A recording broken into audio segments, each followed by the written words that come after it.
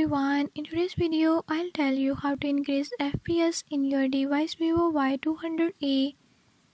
In this video I'm gonna share few tips that you can use to do it. If you found these tips helpful, press the subscribe button and ring the notification bell. Make sure to watch complete video and learn how you can do it.